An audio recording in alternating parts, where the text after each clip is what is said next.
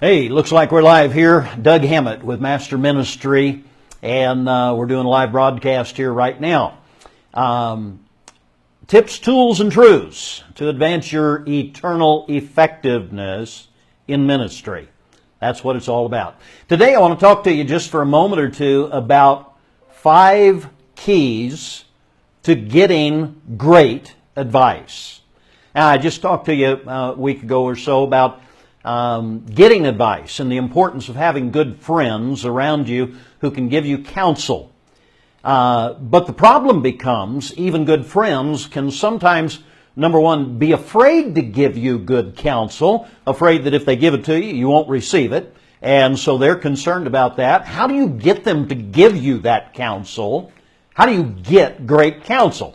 And so that's what I want to give you today are 5 things, A, B, C, D, and E. Yeah, I like that because it kind of helps me kind of keep track of where I am. A, if you want to get good counsel from a friend when you talk to them, you're calling them about some situation. Number one, it takes a attitude.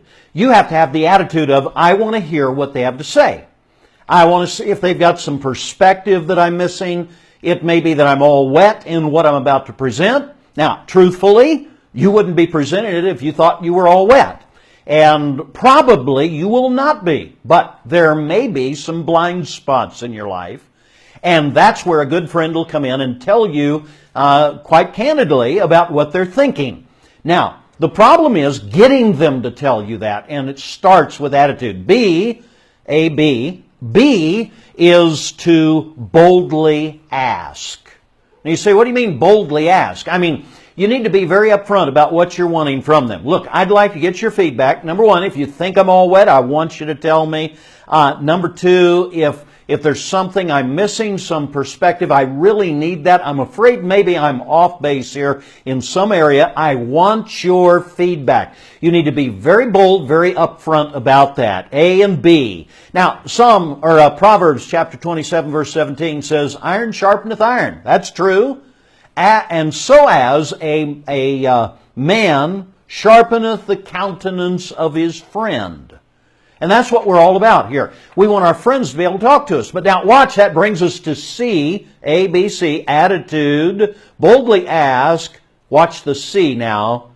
You must also here color the situation.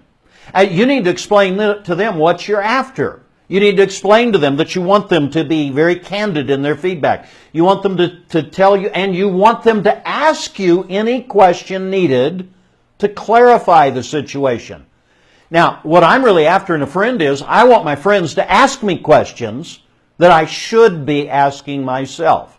And if I can get a friend to do that, he can be a great friend to me. He can be a great help to me. And not so much in an accusatory way, but just, hey, here's something I'm missing. I don't quite understand what you're doing here or why you're doing this. Would you explain this a little more to me? Can help greatly as you are trying to get some information and get a better perspective on what you're about to do. D, that's number 4 now. A, B, C, D. D is delay the answer. I think this is the huge one. Watch it now. What I say to my friends is this. Look, I've got this situation. I need your feedback. But what I'm asking you to do is this. Listen to what I've got to say. If you need any questions answered right away, it's okay. I'll answer them. But I would rather you think about this overnight, get in touch with me tomorrow, and give me your feedback. Now, the reason I do that is I want them to give it serious consideration. Too often when we're talking to a friend, what we do is we dump a problem on them and we say, what do you think? And of course, they're supposed to, on the fly, understand it all. I find it's much more helpful for me if I'm giving feedback, and for them, if I'm getting feedback from them, for them to give it some serious thought. They're going to put more thought into it, more concern into it, and they're going to pick up on things that otherwise they might have glossed over or missed. And so delay the answer is really the wisest thing. Now, many times your friends give you an answer right away, and that's okay, but then I also couch it with, hey, if you think about this overnight, you come up with another thought on this, please get in touch with me tomorrow and let me know, because I really do want your feedback on this. There may be something that we're still missing here. And then E, that's our 5th one now. I said 5 keys. The E is to entertain their answer. Now, it's not unusual for my friends to sometimes come back and say, hey, Doug, don't think you're wrong on this, but here's something I think you're missing. Don't jump to your defense.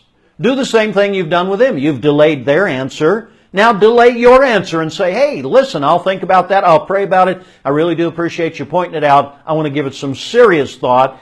And you may just see that they're able to give you some perspective that you would have missed otherwise. A, B, C, D, and E. Here we go. A, attitude. B, boldly ask. C, color the event. Make sure that they understand exactly what you're wanting. You give them all the details that they need. And D is delay their answer so that they have time to think about it and pray about it. And then E, if you will, E is entertain their answer and think about it because they very well may have given you some great feedback. That's how you get great advice from your friends. And if you've liked this, if it's been any value to you, maybe just click a like on there, or, hey, pass it on and share it with your friends as well. This is Doug Hammett with Master Ministry signing off. God bless you.